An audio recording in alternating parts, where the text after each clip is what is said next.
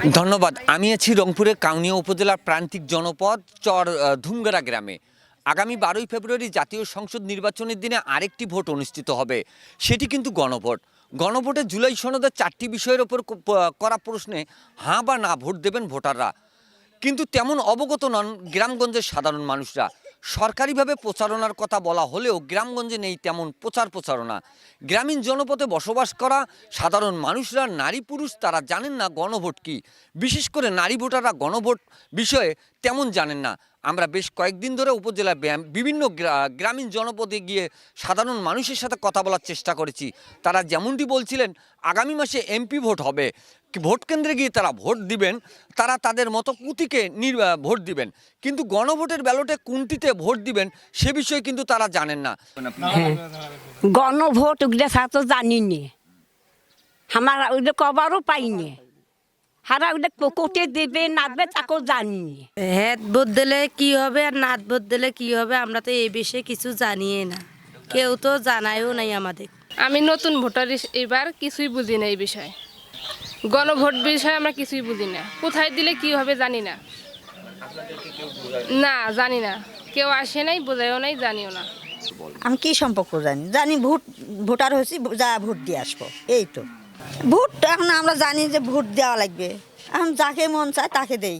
কিন্তু গণভোট হ্যাঁ এবং না যে ভোটটা আছে এই বিষয়ে আপনি জানেন? কিছু তো জানি না। আপনাদেরকে কেউ জানায় না। গণভোটের প্রচারণা বিষয়ে উপজেলা নির্বাহী কর্মকর্তা পাপিয়া সুলতানা আমাদের জানিয়েছেন, তারা বিভিন্ন মাধ্যমে গণভোট কিভাবে দিতে হবে সেটি সাধারণ মানুষদের বোঝানোর চেষ্টা করছেন। আমরা স্থানীয় সাধারণ সচেতন মহলের সাথে কথা বলার চেষ্টা করেছি। তারা কিন্তু যেমনটি বলছিলেন, জুলাই সনদের 4টি বিষয়ের ওপর করা প্রশ্ন হাঁ বা না ভোট দিবেন ভোটাররা। গণভোট বিষয়ে সরকারের পাশাপাশি বেসরকারি সংস্থাগুলোকে কাউনিয়া, তিস্তা, চরাঞ্চল সহ গ্রামীণ জনপদে বসবাস করা সাধারণ সচেতন মানুষদেরকে সচেতন করতে হবে। গণভোটটা আমাদের গ্রাম অঞ্চল, তো মহিলা মানুষ, আমাদের এখানে অধিকাংশ মানুষ মূর্খ, মানে লেখাপড়ার সম্পর্কে আইডিয়া নাই।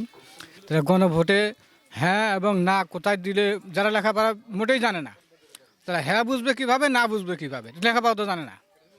তাদের এই হ্যাঁ অথবা নাটা বোঝানোর জন্য আমার মনে হয় তো প্রতি গ্রামে লোকজন সরকারিভাবে হোক, প্রশাসনের পক্ষ থেকে হোক, তারা এসে 8-10টা বাড়ি মিলে, 8-10টা বাড়ির মহিলা যারা আছে তাদেরকে নিয়ে এই গণভোট সম্পর্কে কোথায় দিলে হ্যাঁ দেওয়া যাবে, কীভাবে দিলে একটা ব্যালট পেপার সহ, মানে যেখানে প্রতীক থাকবে হ্যাঁ অথবা না, এগুলো হাতে কলমে দেখা শিখাইতে হবে। কারণ গ্রাম অঞ্চলে মানুষ, অধিকাংশ মানুষই লেখাপড়া জানে না।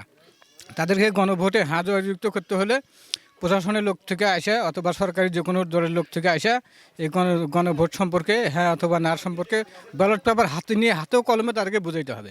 রাষ্ট্রীয় সংস্কার ও সংবিধান সংশোধনের মতন বিষয়ে গণভোট আয়োজনের যতটা সচেতনতার দরকার, তেমন কিছু দৃশ্যমান না হয় জুলাই সনদের ব্যাপারে নেতিবাচক প্রভাব পড়বে বলে মনে করছেন সচেতন মহল।